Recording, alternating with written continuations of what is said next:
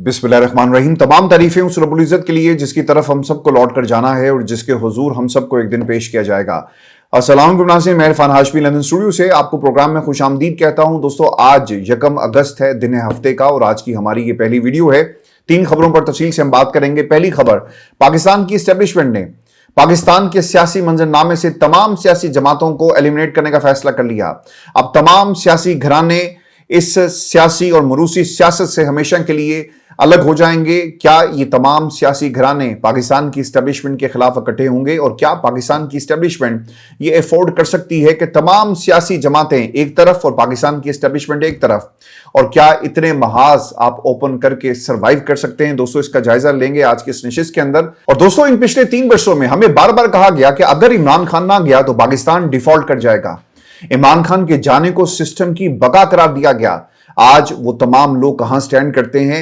अदलिया की आजादी की बात की गई, अपनी मर्जी के जजेस लाकर सिस्टम में इंडक्ट करने की बात की गई कि अदलिया पाकिस्तान की तरक्की में सबसे बड़ी रुकावट है, 26वीं तरमीम जरूरी है, 27वीं तरमीम जरूरी है। आज वो तमाम शख्सियत कहां खड़ी हैं? इस बयानी का क्या बना? दोस्तों, इसका भी मुकम्मल हाल मैं आपके सामने रखूंगा आज की इस नशिस्त के अंदर। और दोस्तों, क्या पाकिस्तान के अंदर तुर्की मॉडल लाया जा रहा है? ये तुर्की मॉडल क्या है? सदारती निजाम का फैसला कौन करेगा? क्या रेफरेंडम होने जा रहा है? इसका भी मुकम्मल हाल आपके सामने रखेंगे।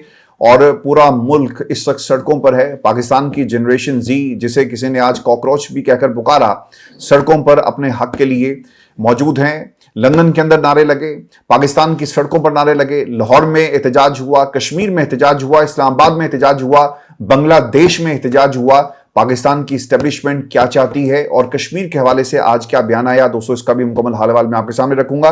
लेकिन दोस्तों, हमेशा की तरह मेरी आप तमाम सुनने और देखने वालों से दरखास्त है कि आप चैनल को जरूर सब्सक्राइब करें। 1 मिलियन का टारगेट है by the end of this year, अल्लाह ताला के हुक्म से, और आप तमाम दोस्तों के ताउन से हम इसे जरूर अचीव करेंगे। लेकिन व्यूअर्स, सबसे पहले बात करेंगे पाकिस्तान में एस्टेब्लिशमेंट के रीसेट बटन की, जो इस सिस्टम को रीसेट करने के लिए कभी भी दबाया जा सकता है।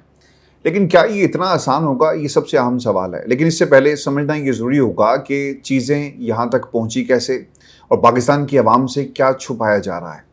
दोस्तों, आपको याद होगा कि 3 बरस पहले पाकिस्तान की एस्टेब्लिशमेंट, पाकिस्तान की हुकूमत, पाकिस्तान में निगरान हुकूमत, पाकिस्तान की PDM की हुकूमत, और इस हुकूमत के अंदर मौजूद जितने भी मोहरे थे, वो हमें क्या कह रहे थे कि अगर हम इमरान खान की हुकूमत को एक दिन भी और रहने देते तो पाकिस्तान डिफ़ॉल्ट कर जाता।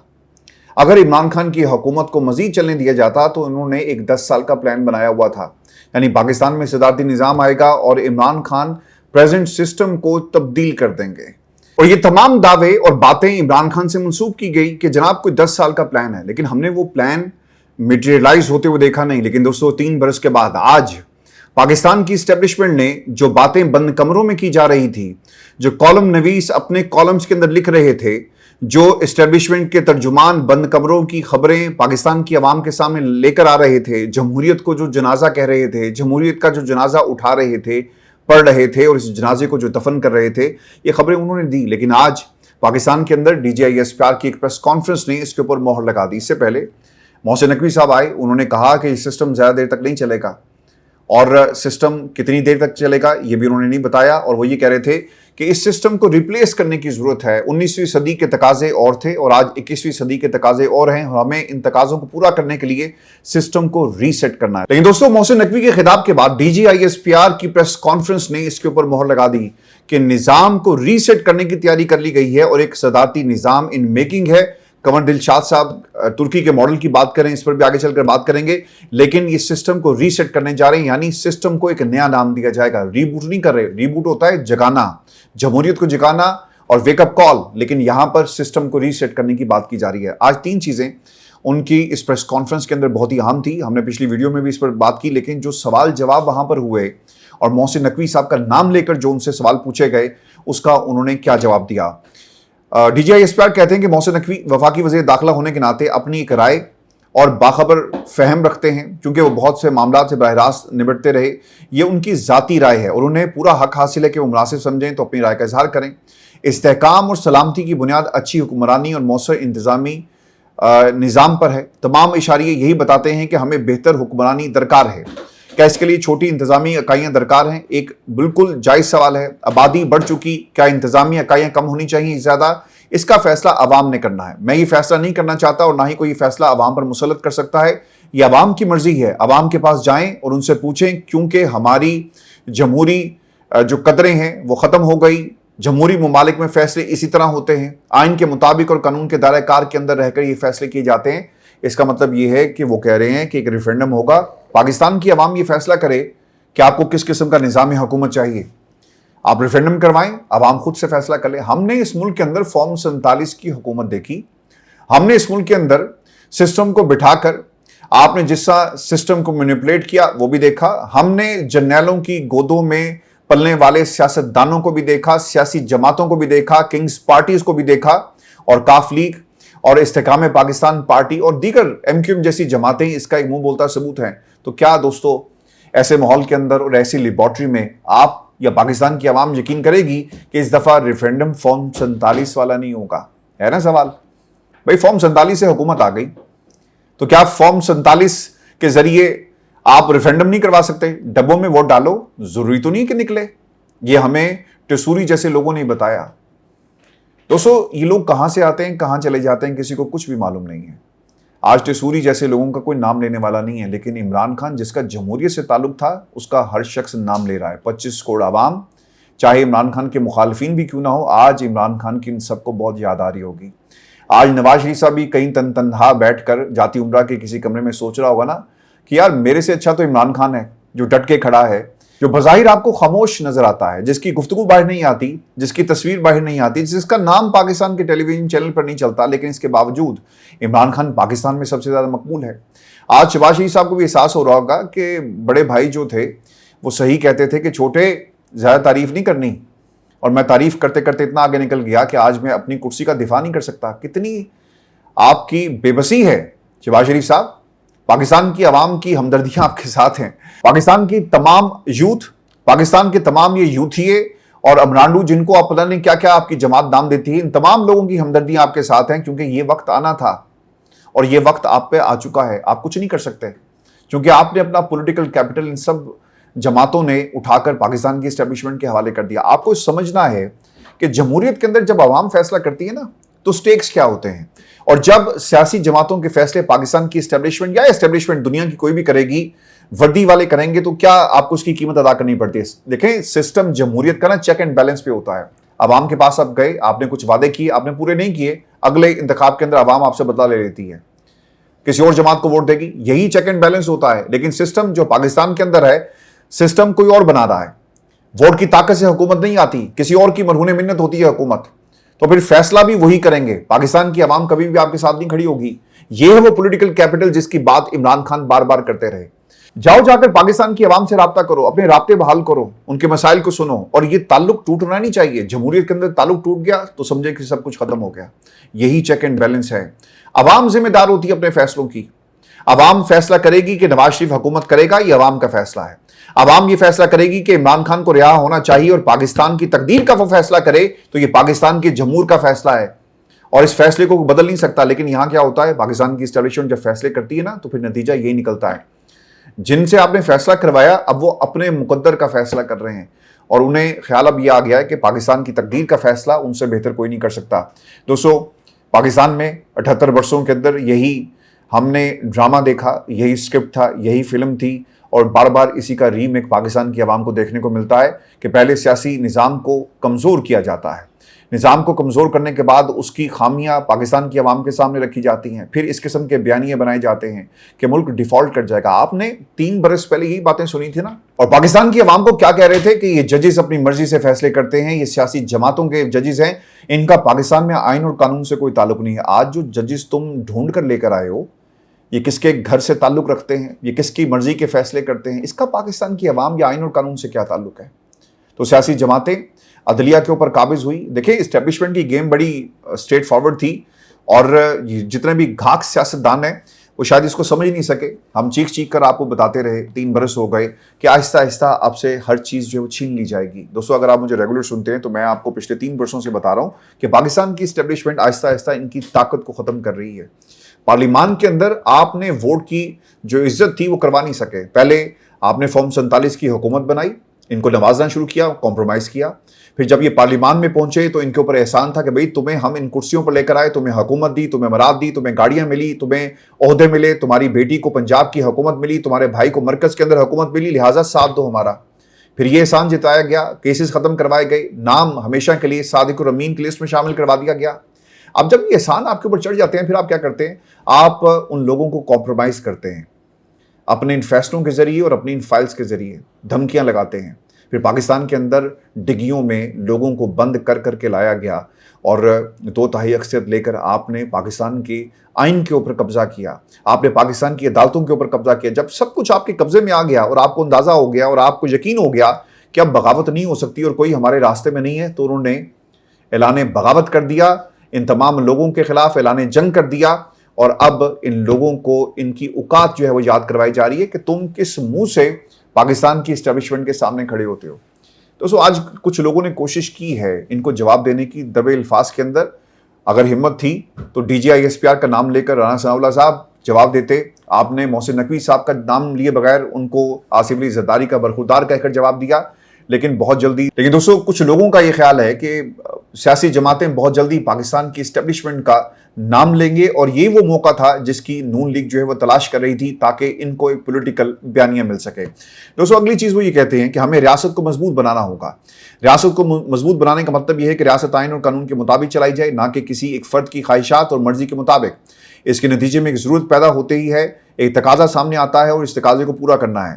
اگر ہم رسد اور طلب کا توازن دیکھیں تو آج اچھی حکمرانی اور مؤثر انتظامیہ کی بہت ضرورت ہے، اور طلب موجود ہے۔ آپ کو بھی اس کی ضرورت محسوس ہوتی ہوگی۔ کیا آپ موجودہ طرز حکمرانی سے مطمئن ہیں؟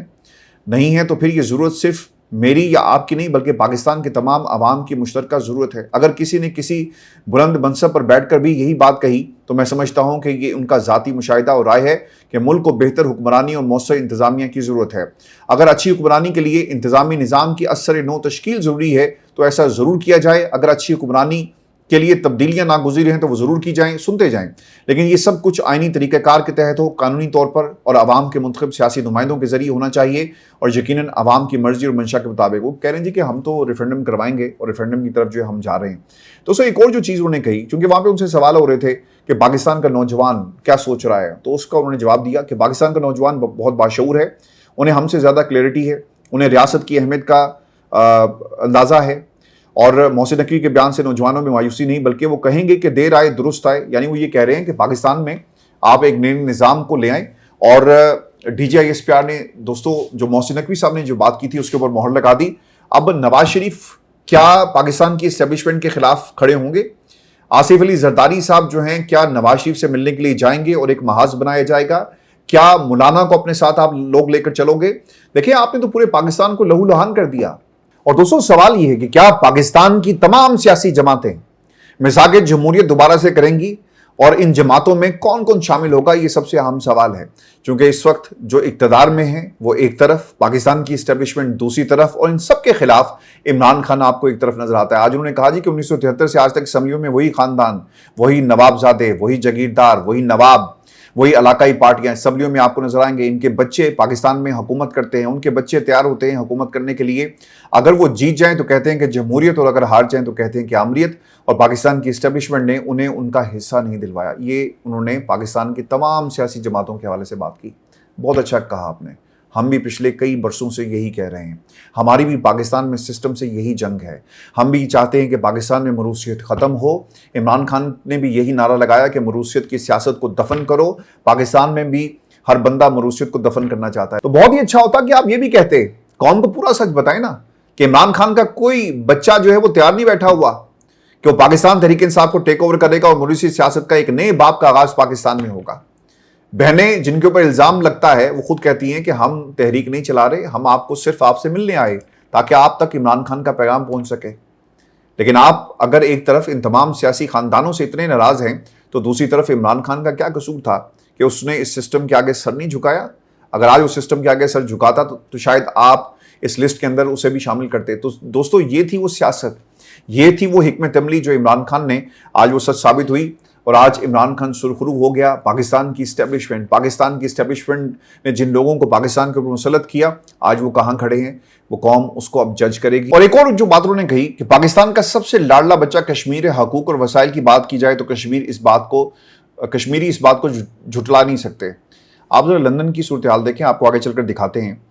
اور کشمیر میں جو کچھ ہوا یہ سوال ہے پاکستان سے, پاکستان کی طاقتور جو شخصیات ہیں ان سے, اور کشمیری جو سوال آپ سے کر رہے ہیں کہ یہ 12 نشستیں جن کے اوپر تم نے قبضہ کر لیا اور ایک چور راستہ تھا. بہت ہی اچھا ہوتا کہ آپ یہ بتاتے کہ یہ جو مہاجر نشستوں کے اوپر اس وقت پاکستان کی سیاسی جماعتیں سیاست کر رہی ہیں, ان سے بھی پوچھا جائے نا کہ سیٹیں ہیں کشمیر کی لیکن فیصلہ پنجاب میں ہوگا, ووٹر پنجاب کے اندر بیٹھا ہوا ہے, لیکن جب اوورسیز پاکستانیوں کو ووٹ دینے کی بات آتی ہے تو کہا جاتا ہے کہ جناب ان کو کیا پتا کہ نارووال میں کیا ہو رہا ہے. اور دوستوں سوال یہ ہو رہا تھا کہ محسن نقوی صاحب نے جو باتیں کی, پاکستان مسلم لیگ نون آخرکار اس کا جواب کیوں نہیں دے رہی. آخرکار رانا ثناء اللہ صاحب جو ہیں وہ ایک جگہ خطاب کر رہے تھے اور انہوں نے اس کا جواب دیا. وہ یہ کہتے ہیں کہ زرداری صاحب کے دوسرے برخوردار فرما رہے تھے کہ یہ سسٹم ختم ہو چکا, آگے چلنے کے قابل نہیں رہا. بھائی اس سسٹم میں تم نے 30 سال کا سفر 3.5 سال میں طے کر لیا, کہاں سے چلے کہاں پہنچے ہو, اب تمہیں پتہ چلا کہ سسٹم نہیں چل سکتا, یہ سسٹم قائد اعظم نے دیا.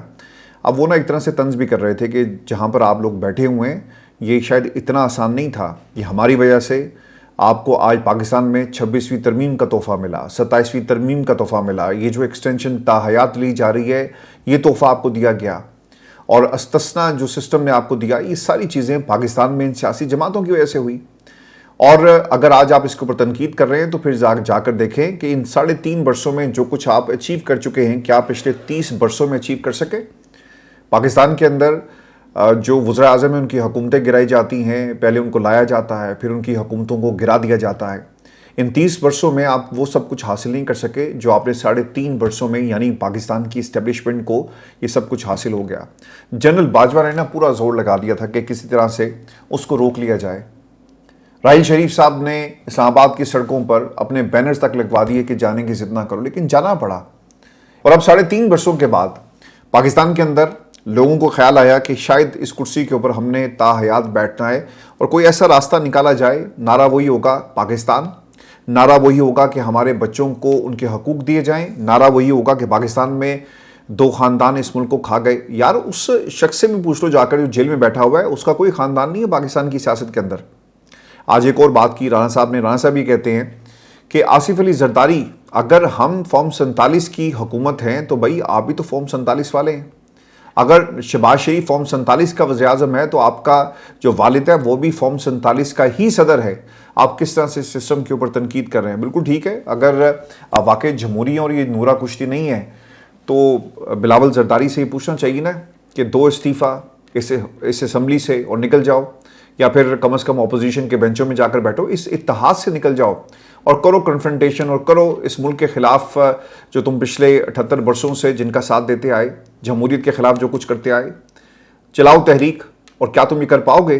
دیکھیں کرسی بھی تو پیاری ہے نا, کسی کو وزیر اعظم بننا ہے پرنس چارمنگ کو, کسی کو پنجاب سے اٹھ کر وزیر اعظم بننا ہے, کسی کو لاڑکانہ سے اٹھ کر وزیر اعظم بننا ہے. تو ان کی چھوٹی چھوٹی خواہشات ہیں. خواجہ آصف صاحب کا رد عمل آیا اور وہ یہ کہتے ہیں کہ ایک طرف کھڑے ہو کر آوازیں لگانا اتنا مؤثر نہیں ہو سکتا جتنا خود ذمہ داری قبول کرنا. وزیر داخلہ کو 3.5 سال سے سسٹم کے ساتھ وابستہ ہیں, مجھے 37 سال ہو گئے, میں پوری ذمہ داری لیتا ہوں, لیکن نواز شریف کی 3 حکومتیں گرائی گئی, اس کی ذمہ داری بھی کسی شخص یا ادارے کو لینی چاہیے. موجودہ حالات میں ہائبرڈ نظام کی کامیابی میں ہی ہماری نجات ہے. اب آگی نا بات کہ بھئی اگر ہم ڈوبے صنم تو تم کو بھی لے ڈوبیں گے. وہ یہ کہہ رہے ہیں کہ اگر اب آپ نے ساتھ چلنا ہے نا, اور اگر آپ کی بقا کا معاملہ ہے تو ٹھیک ہے, پھر ہمیں ساتھ ہی چلنا ہے. اور اگر آپ اس سسٹم کو چلانا چاہتے ہیں اور اگر نہیں چلائیں گے تو ہم اس سسٹم کو ختم کر دیں گے. انہوں نے باقاعدہ طور پہ خواجہ آصف نے یہ دھمکی لگائی ہے. اب بٹوین دا لائنز یہ پیغام دیا گیا, کیونکہ ان کو بھی تو کہا گیا ہوگا نا کہ یار بولتے کیوں نہیں ہو, آپ نے ان کرسیوں پر ساری عمر نہیں بیٹھنا, بلکہ اب آپ کو پاکستان مسلم لیگ نون کی سیاست کو بچانا ہے. پیپلز پارٹی والوں کو بھی یہ کہا گیا ہوگا, اور مراد علی شاہ بھی بولے. نواز شریف نے ماضی کی حکومتوں میں ڈیلیور نہیں کیا, یہ سوال پوچھ رہے تھے, تو اس کا جواب ان شارٹ ہے کہ نہیں. اب آ جاتے ہیں پیپلز پارٹی کی طرف سے. مراد علی شاہ صاحب نے کیا کہا؟ وزیر اعلیٰ سندھ مراد علی شاہ صاحب یہ کہتے ہیں کہ محسن نقوی کا بیان سنا, مجھے نہیں پتا کہ ان کا اشارہ کس کی طرف تھا. بھائی چھوٹے سے بچے تو نہیں ہو, تمہیں صرف صحیح یہ پتا ہے کہ کرسی کیا ہوتی ہے, تمہیں یہ پتا ہے کہ چشمہ کہاں سے نکلے گا, تمہیں یہ پتا ہے کہ کس کے گوڑے تم دباؤ گے تو تمہیں بار بار اس کرسی پر بٹھایا جائے گا, لیکن تمہیں یہ نہیں پتا کہ محسن نقوی صاحب جو ہیں وہ اشارہ کس کی طرف کر رہے تھے. پاکستان کے سب سے بڑے صوبے کی حکومت بھی مسلم نواز کے پاس ہے. بلوچستان میں کولیشن حکومت, سندھ میں پیپلز پارٹی کی حکومت, جبکہ کے پی کے میں پی ٹی آئی کی حکومت ہے. یہ اگر محسن نقوی سمجھتے ہیں کہ نظام نیچے چلا گیا تو وہ تجویز دیں. انہوں نے بہت ساری تجاویز دی ہیں, ان میں ایک یہ تجویز گھسی پٹی ہے, سندھ صوفیوں کی دھرتی ہے اور یہاں کے لوگ اسے قبول نہیں کریں گے. بھئی صوفیوں کا اس سے کیا تعلق ہے؟ وہ کہہ رہے ہیں کہ 19ویں صدی اور 21ویں صدی کے تقاضے ڈیفرنٹ ہیں. آج برطانیہ کے اندر یہ جو ووٹ ہے نا, جس کو آپ 25 سال عمر کرنے جا رہے تھے, یہ پیچھے کو جا رہے ہیں کہ بھئی یہ جو جنریشن زی ہے اور اب جو الفا آنے والی ہے, ہم ماڈرن ڈیموکریسی کو جب تک اپنائیں گے نہیں اور اس ماڈرن ڈیموکریسی میں جو بنیادی اکائی ہے عوام, اس کے ساتھ اپنے آپ کو کنیکٹ ہی کریں گے سسٹم کو, تو سسٹم ری بوٹ نہیں ہوگا بلکہ کولیپس کر جائے گا. سسٹم کو ری سیٹ کرنے کی ضرورت بھی اور نوبت نہیں آئے گی, بلکہ سسٹم جو ہے وہ بریک ڈاؤن کر جائے گا. اسی لیے وہ بنیادی جو اکائی ہے عوام, نوجوان, اس کے ساتھ اس کو کنیکٹ کر رہے ہیں. وہ اس کی عمر کو کم کر رہے ہیں. نوجوان جو ووٹر نوجوان ہے اس کی عمر کو کم کیا جا رہا ہے تاکہ وہ فیصلہ کرے کہ اس کی تقدیر کا فیصلہ کون کرے گا, اس کے مستقبل کا فیصلہ کون کرے گا. لیکن یہاں پہ کیا کہا جا رہا ہے کہ 25 سال عمر کر دیں اور فیصلے سارے جو ہیں وہ ہم کریں گے. اور اب ہم سے میں پہ بات آ گئی ہے. اب لیٹس سی کہ یہ ہم اور میں کے درمیان کتنی جنگ اور کتنے دن تک یہ جنگ جاری رہے گی دوستو. اب دوسری چیز, اگر محسن نقوی سمجھتے ہیں کہ نظام نیچے چلا گیا, تجاویز دیں. نوجوانوں نے آگے بڑھ کر اس ملک کی باغ دوڑ سنبھالی ہے, وہ کبھی بھی کاکروچ نہیں, ہم نے کبھی نوجوانوں کو کاکروچ نہیں سمجھا. نوجوان ہمارے ملک کا سرمایہ. آج نہ انہوں نے کہنا شروع کر دیا, ایک وہ اختیار ولی ہے جو پیٹ پہ پتھر باندھ کر بیوقوف انسان آ جایا کرتا تھا ٹیلی ویژن کے اوپر اور اسمبلی میں سائیکل چلا کر, وہ آج پاکستان کی عوام کو کاکروچ کہہ رہا ہے کہ جناب کاکروچ اب یہاں سے وہاں چلے گئے اور پھر اب یہ پاکستان واپس نہیں آئیں گے. آپ اپنے الفاظ کا چناؤ جو ہے سوچ سمجھ کر کریں. یہ پاکستان کی عوام ہے. یہ نہ ہو کہ جو ایک منتری کے ساتھ بھارت میں ہوا وہ آپ کی پوری کابینہ کے ساتھ ہو رہا ہو. اسلام آباد میں جو کچھ ہوا وہ بھی میں آپ کو دکھاتا ہوں, لیکن دوستو اس سے پہلے کچھ لوگوں کا یہ خیال ہے اور وہ کیا کہہ رہے ہیں کہ ریفرینڈم ہوگا. منصور نے جی اس کے اوپر بات کی ہے, شاہ زیب کے پروگرام میں بیٹھا ہوا تھا اور اس میں اس نے کہا جی میری ایک طاقتور شخصیت سے ملاقات ہوئی. دیکھیں یہ نا سلیکٹیو جرنلزم ہو گئی ہے, یعنی طاقتوروں کے رابطے بھی مخصوص لوگوں سے ہوتے ہیں جو ان کا بیانیہ پہنچاتے ہیں. اور پھر وہ کیا بات کر رہے ہیں کہ جناب میری ایک بہت ہی طاقتور شخصیت سے بات ہوئی اور وہ یہ کہہ رہی ہے کہ 24,99,99,995 عوام نئے صوبوں کے حق میں ہوں گے. انہوں نے کن لوگوں کو مائنس کیا سنیں؟ نواز شریف, شہباز شریف, مریم نواز, آصف علی زرداری اور بلاول زرداری. چلیں اچھا ہوا انہوں نے عمران خان کا نام نہیں لیا. یہ تو طے ہوا کہ ان 5 لوگوں میں عمران خان نہیں ہے اور عمران خان چاہیں گے کہ ملک کے اندر صوبے بنے. دیکھیں میں صوبوں کے خلاف نہیں ہوں, میں آپ کو اس کی وجہ بتا دیتا ہوں. سسٹم جب تک ڈیلیور نہیں کرے گا, آپ چاہے اس ملک میں 140 صوبے بنا دیں, کچھ نہیں ہوگا. یہ جو پاور ہے نا, پاور, ایک بڑی جماعت کو توڑ دو, ایک بڑے صوبے کو توڑ دو, وہ کیوں کرتے ہیں؟ یہاں پہ جو منطق ہے یا وزڈم کیا پریویل کرتی ہے طاقتوروں کے ہاں, اور وہ کلیہ کیا ہے کہ پاکستان میں مزید صوبے بنائے جائیں اور جو طاقت ہے اسے ان صوبوں میں ڈیوائیڈ کر دیا جائے. اور ایک صوبہ سے فیصلہ نہیں کرے گا, تمام صوبے مل کر فیصلہ کریں گے. لیکن سوال یہ ہے نا کہ پنجاب میں اگر آپ نے ایک صوبہ گیلانی کے حوالے کر دیا اس کے خاندان کے اور دوسرا کسی اور کے حوالے کر دیا تو فرق کیا پڑے گا؟ کوئی فرق نہیں پڑے گا نا. موروثی سیاست تو وہیں کی وہیں رہی. اور جس طرف آپ کہہ رہے ہیں نا کہ ریفرینڈم کرواؤ, بھائی جان فارم 47 والا ریفرینڈم بھی ہو سکتا ہے نا, اور فارم 47 والا ریفرینڈم جو ہے وہ کروانا کوئی اتنا مشکل نہیں ہے. ان کو پریکٹس ہو گئی ہے, بہت خوبصورت انداز میں یہ کروائیں گے. قمر دلشاد صاحب, another جینٹلمین جنہوں نے بہت پہلے یہ کہنا شروع کر دیا تھا کہ سسٹم ری سیٹ ہوگا اور آئین کے اندر گنجائش موجود ہے, اور مجھے لگ رہا ہے جس سپیڈ سے یہ جا رہے ہیں بہت جلدی ان کو بھی کوئی نہ کوئی عہدہ جو ہے وہ دے دیا جائے گا. قمر دلشاد صاحب بھی کہتے ہیں کہ خبریں آ رہی ہیں کہ پاکستان کو ترکی ماڈل بنانا چاہتے ہیں. ترکی میں صدر ہے جو پاورفل ہے, آل ان آل ہے, جبکہ وزیر اعظم کا عہدہ علامتی ہے. ترکی میں 38 صوبے ہیں, سننے میں آ رہا ہے کہ یہ ترکی کی طرح پاکستان کو صوبوں میں تقسیم کرنا چاہتے ہیں. وہاں بھی جی عدلیہ کے حالات ایسے ہی ہیں, کوئی فرق نہیں پڑا. اور اردگان صاحب وہ بیٹھے ہوئے ہیں, وہاں بھی زبردست قسم کی ایک سول ڈکٹیٹرشپ ہے, اور انہوں نے اپنے مخالفین کو کیسے ختم کیا, اس کی ڈگریاں اس کو مکمل طور پہ اڑا کر رکھ دیا. تو پاکستان کے اندر بھی اب تمام سیاسی جماعتیں اپنا بوریا بستر جو ہے وہ گول کرنے کے تیار ہو جائیں, چونکہ اسٹیبلشمنٹ نے اب اس سسٹم کو ری سیٹ کرنا ہے, ری بوٹ نہیں کرنا. ری بوٹ کا مطلب ہے جگانا, ویک اپ کال. لیکن یہاں پر سسٹم کو ریسیٹ کرنے کی بات کی جا رہی ہے. دوستو پاکستان پیپلز پارٹی نون لیگ کے اندر لڑائی جو ہے وہ بڑھ گئی ہے. میں آپ کو یہ بتا دوں کہ ترجمان بلاول بھٹو مرتضیٰ بہاو یہ کہتے ہیں کہ اگر نون لیگ کو صدر پسند نہیں تو ان کے پاس نمبرز پورے ہیں تو صدر کو ہٹانے کا پروسیس شروع کریں. جس دن بلاول بھٹو اپوزیشن کے بینچز پر بیٹھے پھر وفاقی حکومت کو چلانا آسان نہیں ہوگا. اور دوستو اس میں جو سب سے اہم نقطہ ہے کہ پاکستان تحریک انصاف کو کیا کرنا ہے. دیکھیں ہر چیز کا نا ایک وقت ہوتا ہے. آپ کے پاس ایک ایکسیلنٹ اپرچونٹی ہے, دونوں طرف سے حملے ہو رہے ہیں, تابڑ توڑ حملے, اور جو اعلانات کیے گئے اور جو خبر دی گئی ہے سسٹم کے ریسیٹ کرنے کی, اس کے اوپر مہر لگا دی گئی ہے D G I S P R کی پریس کانفرنس کے بعد. آپ کو میدان میں آنا چاہیے, سیاست کریں. آپ ہر موقع کو گنوا دیتے ہیں. بلاول اگر اتحادی ہو کر اپوزیشن کر سکتے ہیں تو آپ کیوں نہیں کر سکتے؟ اچکزئی کون سے بل میں آپ چادر لپیٹ کے جو لیٹے ہوئے ہیں, آپ کو نکلنا چاہیے, عوام کو موبلائز کریں. اگر یہ نہیں کر سکتے کم از کم یار ایک پریس کانفرنس کر دو, لوگوں کو بتاؤ تو صحیح کیا ہو رہا ہے. دیکھیں لائبلٹیز بڑھ گئی ہیں سسٹم کے اوپر. جس سسٹم کو چینج کرنے کی بات کریں لائبلٹیز کو ذرا کاؤنٹ کر لیتے ہیں, پھر جنریشن زی کا جو احتجاج جو ہے اس کی طرف بھی جائیں گے. لائبلٹیز کیا ہیں؟ پاکستان کی معیشت آپ نے ٹھیک کرنی تھی, نہیں کر سکے. پاکستان میں فورن انویسٹمنٹ آنی تھی, نہیں آئی.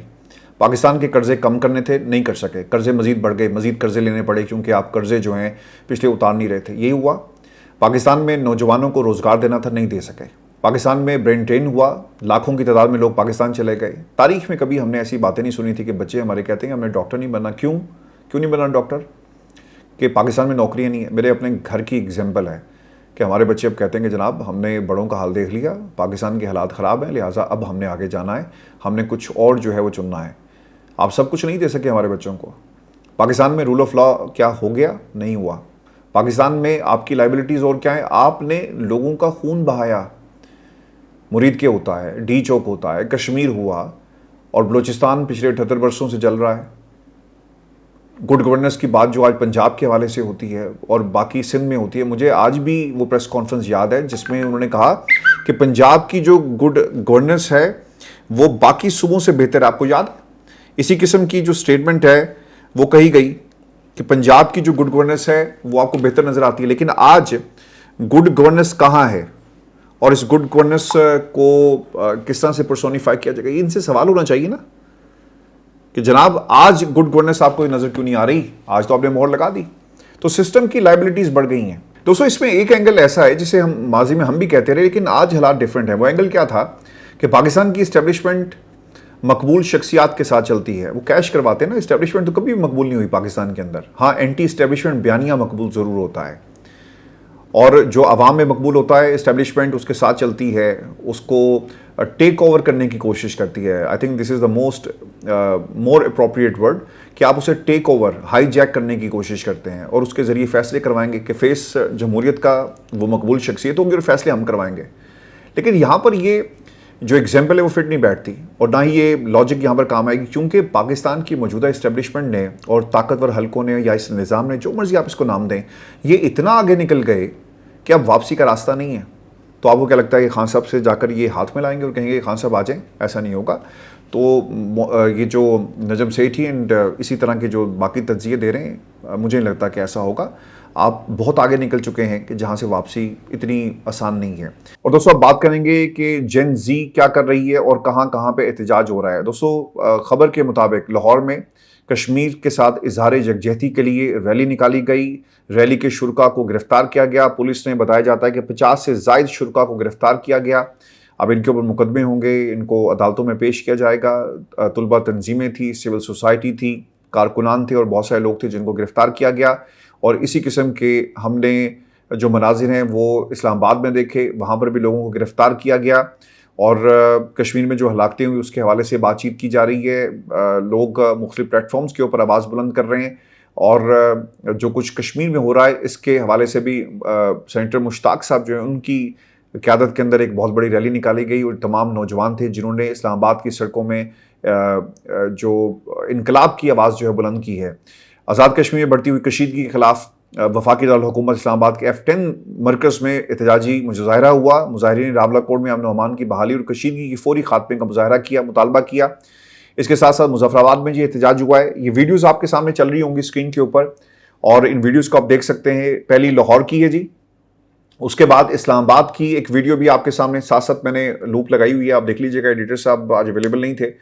اور اس کے بعد جو اگلی ویڈیو ہے وہ ہے لندن کی، جہاں پر تاریخ کا ایک بہت بڑا احتجاج ہوا اور لوگ سڑکوں پر نکلے اور انہوں نے اپنا احتجاج ریکارڈ کرا. دنیا کے ہر کونے سے آواز آ رہی ہے کہ کشمیر میں جو ظلم ہو رہا ہے آپ خدا کے لیے پیچھے ہٹ جائیں.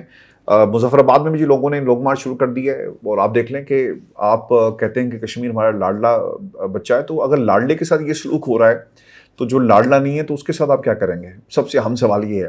ڈھاکہ میں جی وہاں بھی احتجاج ہوا ہے، اور ڈھاکہ میں احتجاج اگر کوئی کر رہا ہے، یعنی بنگلہ دیش یوتھ یونین BYU نے احتجاج کیا اور کشمیری عوام پر ہونے والے مظالم کے خلاف احتجاجی ریلی نکالی گئی اور کشمیری عوام سے بھرپور اظہار یکجہتی کیا گیا. دیکھیں، دنیا کے ہر کونے میں اگر خدا نہ خواستہ یہ احتجاج اس طرح سے شروع ہو گئے تو کس کے خلاف ہوں گے؟ آپ کے خلاف ہوں گے نا. تو ہوش کے ناخن لیں، کشمیر کا مسئلہ حل کریں، ان دو خاندانوں کی لڑائی میں پاکستان کا بیڑا غرق نہ کریں. اور کسی کو اقتدار چاہیے تو اسے کہیں کہ جمہور کے راستے جاؤ اور اقتدار لے کر آؤ. یہ ہماری آج کی ویڈیو تھی. اپنے کمنٹ ضرور بھیجیے گا، چینل کو سبسکرائب کرنا مت بھولیں. اجازت دیجیے، اللہ کے بعد.